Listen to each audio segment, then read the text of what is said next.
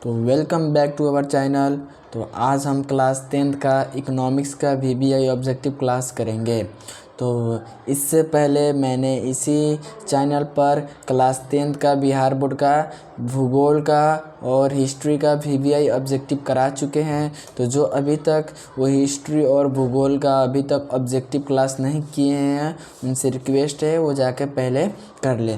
तो आज हम लोग शुरू करेंगे इकोनॉमिक्स का वीबीआई ऑब्जेक्टिव क्वेश्चन, और ये सभी क्वेश्चन 2025 एग्ज़ाम के लिए महत्वपूर्ण प्रश्न हैं। तो बिना स्किप किए आप अंतिम तक देखेंगे, लास्ट तक ज़रूर देखेंगे।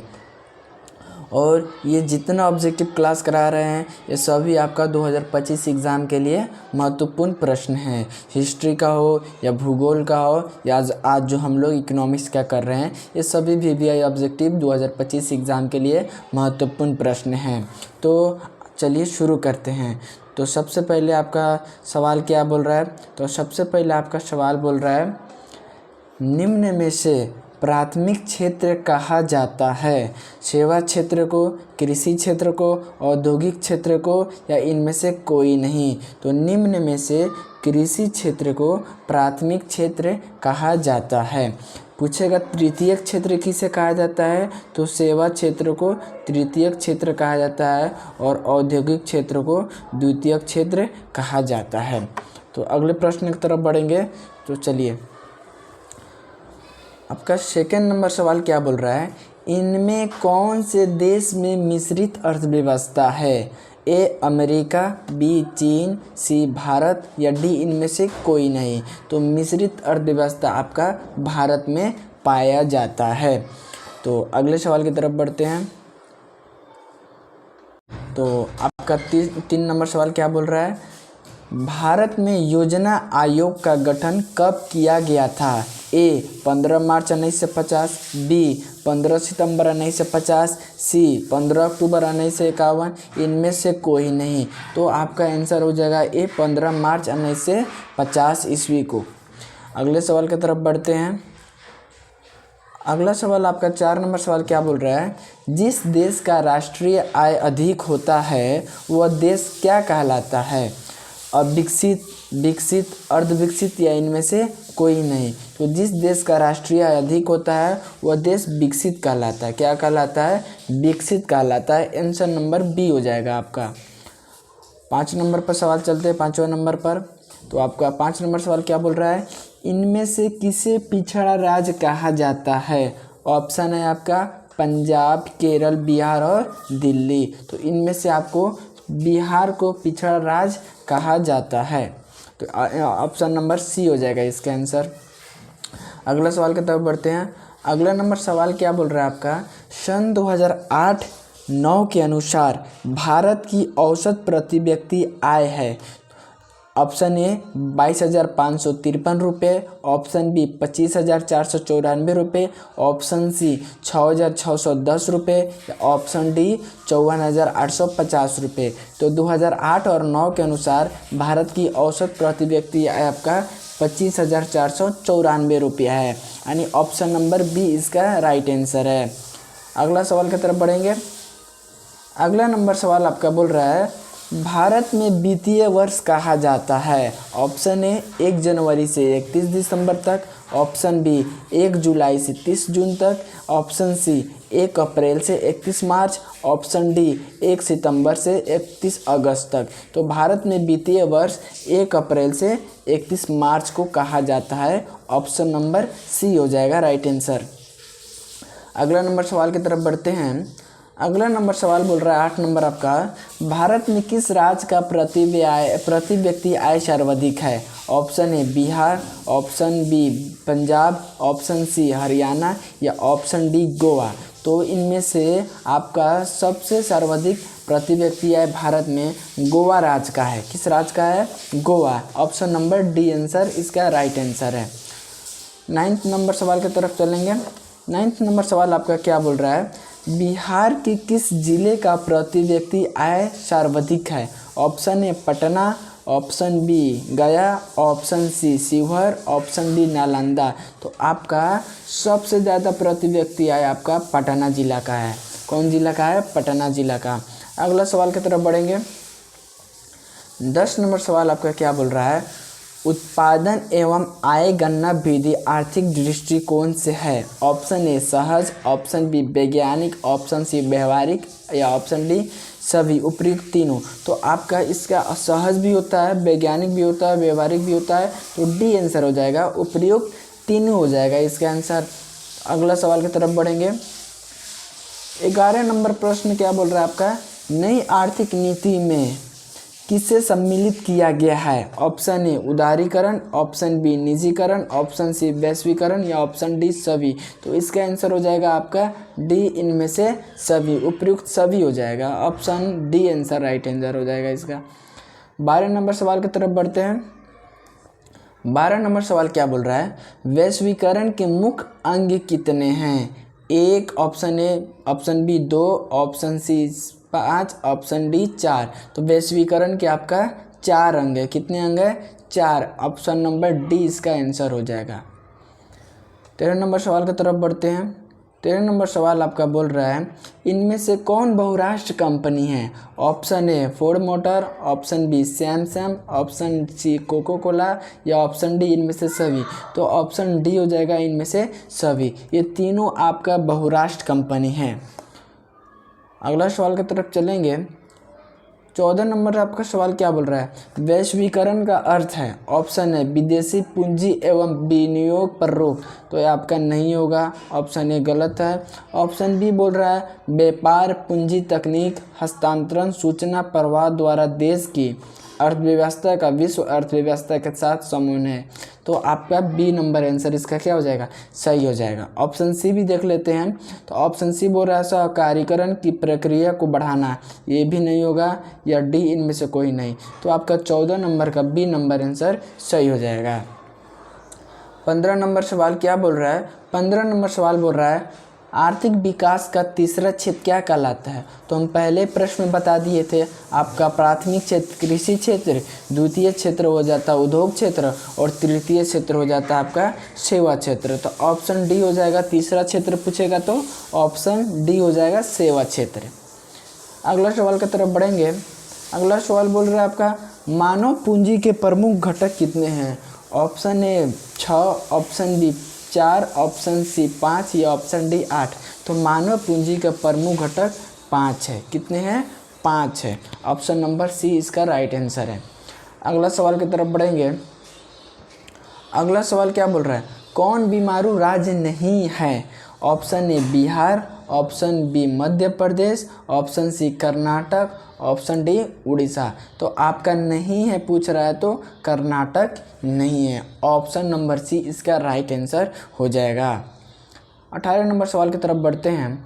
18 नंबर सवाल क्या बोल रहा है, कौन सी सेवा गैर सरकारी है। ऑप्शन ए सैन्य सेवा, ऑप्शन बी वित्त सेवा, ऑप्शन सी माल सेवा, ऑप्शन डी रेल सेवा। तो आपका इसका option number C answer right हो जाएगा। मॉल सेवा आपका क्या है, गैर सरकारी है। ऑप्शन नंबर सी इसका राइट आंसर है। 19 नंबर सवाल क्या बोल रहा है, ऊर्जा के प्रमुख स्रोत क्या है। ऑप्शन ए कोयला, option B petroleum, option C विद्युत या इनमें से सभी। तो ये तीनों कोयला, पेट्रोलियम, विद्युत सभी क्या है, ऊर्जा का स्रोत है। तो इनमें से सभी हो जाएगा। ऑप्शन नंबर डी इसका राइट आंसर हो जाएगा। तो चलिए अगला सवाल की तरफ बढ़ते हैं।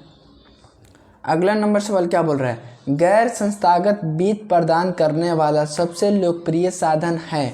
ऑप्शन ए देसी बैंकर, ऑप्शन बी महाजन, ऑप्शन सी व्यापारी, ऑप्शन डी सहकारी। तो इसका आपका आंसर हो जाएगा सहकारी। क्या हो जाएगा, सहकारी। लेकिन सहकारी के साथ बैंक भी है। सहकारी ऑप्शन में हो जाएगा सहकारी बैंक। तो आपका ऑप्शन नंबर डी इसका क्या हो जाएगा, सही आंसर हो जाएगा, सहकारी बैंक हो जाएगा। तो अगला नंबर सवाल की तरफ बढ़ते हैं। आपका 21 नंबर सवाल बोल रहा है, इनमें कौन संस्थागत वित्त का साधन है। ऑप्शन नंबर ए सेठ साहूकार, ऑप्शन बी रिश्तेदार, ऑप्शन सी व्यावसायिक बैंक या ऑप्शन डी महाजन। तो आपका आंसर हो जाएगा डी महाजन हो जाएगा। ऑप्शन नंबर डी इसका सही आंसर हो जाएगा, महाजन। अगला नंबर सवाल की तरफ बढ़ेंगे। तो 22 नंबर सवाल आपका क्या बोल रहा है, भारत के केंद्रीय बैंक कौन है। Option A Reserve Bank of India, option B क्षेत्रीय ग्रामीण bank, option C State Bank of India, option D Punjab National Bank. तो भारत का केंद्रीय बैंक ऑफ रिजर्व बैंक ऑफ इंडिया है। ऑप्शन नंबर ए इसका राइट आंसर हो जाएगा। अगला सवाल की तरफ बढ़ेंगे। अगला सवाल बोल रहा है आपका राज्य में कार्यरत केंद्रीय सहकारी बैंकों की संख्या कितना है। Option A 50, option B 75, option C 35 या ऑप्शन डी 25। तो इसका ऑप्शन डी इसका सही आंसर हो जाएगा, 25 इसका राइट आंसर है। अगला सवाल की तरफ बढ़ेंगे। अगला नंबर सवाल बोल रहा है आपका दीर्घकालीन ऋण प्रदान करने वाली संस्था कौन सी है। ऑप्शन ए कृषक महाजन, ऑप्शन बी भूमि विकास बैंक, ऑप्शन सी प्राथमिक कृषि साख समिति, ऑप्शन डी इनमें से कोई नहीं। तो दीर्घकालीन ऋण प्रदान करने वाली संस्था आपका भूमि विकास है। कौन है? भूमि विकास बैंक इसका राइट आंसर हो जाएगा, ऑप्शन नंबर बी। आपका 25 नंबर सवाल क्या बोल रहा है? 25 नंबर सवाल बोल रहा है भारत की वित्तीय राजधानी किस शहर को कहा जाता है। तो आपको सभी को पता है भारत की वित्तीय राजधानी मुंबई को कहा जाता है। ऑप्शन नंबर ए इसका राइट आंसर हो जाएगा। अगला नंबर सवाल की तरफ बढ़ेंगे। सहकारिता प्रांतीय सरकारों का हस्तांतरित विषय कब बने। तो ऑप्शन है 1929 ईस्वी, ऑप्शन बी 1919 ईस्वी, ऑप्शन सी 1918 ईस्वी या ऑप्शन डी 1914 ईस्वी। तो आपका ऑप्शन नंबर बी 1919 ईस्वी इसका राइट आंसर हो जाएगा। अगला सवाल की तरफ बढ़ेंगे। अगला नंबर सवाल बोल रहा है देश में अभी कार्यरत क्षेत्रीय ग्रामीण बैंकों की संख्या कितना है। तो ऑप्शन नंबर ए है आपका 190, ऑप्शन बी 192, ऑप्शन सी 199 या ऑप्शन डी 196। तो इसका ऑप्शन नंबर डी सही हो जाएगा, 196। अगला सवाल की तरफ बढ़ेंगे। तो अगला सवाल आपका बोल रहा है व्यावसायिक बैंकों का राष्ट्रीयकरण कब किया गया था। तो ऑप्शन नंबर सी 1969 ईस्वी में किया गया था। अगला सवाल की तरफ बढ़ेंगे। अगला सवाल आपका बोल रहा है भारत उपभोक्ता संरक्षण अधिनियम की घोषणा कब हुई। उपभोक्ता होगा, सॉरी, यहाँ पे क्या होगा, भारत उपभोक्ता संरक्षण अधिनियम की घोषणा कब की। तो ऑप्शन है 1986 ईस्वी, ऑप्शन बी 1980 ईस्वी, ऑप्शन सी 1987 ईस्वी या ऑप्शन डी 1988 ईस्वी। तो इसका आपका राइट आंसर ए हो जाएगा, 1986 ईस्वी को भारत उपभोक्ता संरक्षण अधिनियम की घोषणा की गई थी। अगला सवाल की तरफ बढ़ेंगे। अगला नंबर आपका सवाल है कि उपभोक्ता, सॉरी मिस प्रिंटिंग हो गया, वो उपभोक्ता है। उपभोक्ता अधिकार दिवस कब मनाया जाता है। तो उपभोक्ता अधिकार दिवस 22 अप्रैल को मनाया जाता है। इसका राइट आंसर हो जाएगा। आपका 31 नंबर सवाल क्या बोल रहा है? 31 नंबर सवाल बोल रहा है राष्ट्रीय उपभोक्ता हेल्पलाइन नंबर क्या है। तो राष्ट्रीय उपभोक्ता हेल्पलाइन नंबर आपका आंसर नंबर सी सही हो जाएगा, 1811 और 4000 इसका राइट आंसर हो जाएगा। अगला सवाल की तरफ देंगे 32 नंबर सवाल की तरफ। 32 नंबर सवाल क्या बोल रहा है स्वर्ण भूषणों की प्रसिद्धता को सुनिश्चित करने के लिए किस मान्यता प्राप्त चिन्ह का होना आवश्यक है। Option number E SI mark, option B hallmark, option C Agmark या इनमें से कोई नहीं। तो आपका ऑप्शन नंबर ए इसका क्या हो जाएगा, सही आंसर हो जाएगा, ISI मार्क। अगला सवाल की तरफ बढ़ेंगे। 33 नंबर सवाल क्या बोल रहा है? 33 नंबर सवाल बोल रहा है यदि किसी वस्तु या सेवा का मूल्य 20 लाख से अधिक तथा 1 करोड़ से कम है तो उपभोक्ता शिकायत करेगा। तो आपका 20 लाख से अधिक और 1 करोड़ से कम है तो राज्य आयोग में शिकायत करेगा। अगर 1 करोड़ से अधिक है तो राष्ट्रीय आयोग में करेगा और 20 लाख से कम है तो जिला फोरम में करेगा शिकायत। तो 20 लाख से अधिक और 1 करोड़ से कम है तो राज्य आयोग में करेगा। अगला सवाल की तरफ बढ़ेंगे। अगला सवाल क्या बोल रहा है आपका कि उपभोक्ता द्वारा शिकायत करने के लिए आवेदन शुल्क कितना लगता है। तो वो पैसा पर डिपेंड होता है। अगर 5 लाख से कम का बात है, कम शुल्क का आपका शिकायत है तो उसमें 0 रुपये लगता है। अगर वही आपका 1 करोड़ के करीब है तो उसमें 100 से 200 रुपये आपका क्या लगता है, 100 से 200 के करीब आपका आवेदन शुल्क लगता है। अगर 1 करोड़ से ज़्यादा है तो कहीं कहीं पे आपका 200 के करीब भी आपका क्या लगता है, आवेदन शुल्क लगता है। तो इनमें से आपका 50 रुपये, 70 रुपये और 10 रुपये दिया है, तो इनमें से कोई नहीं होगा, इनमें से शुल्क नहीं दिया। ऑप्शन नंबर इसका डी हो जाएगा। ऑप्शन नंबर क्या हो जाएगा, डी हो जाएगा। अगला सवाल की तरफ बढ़ेंगे।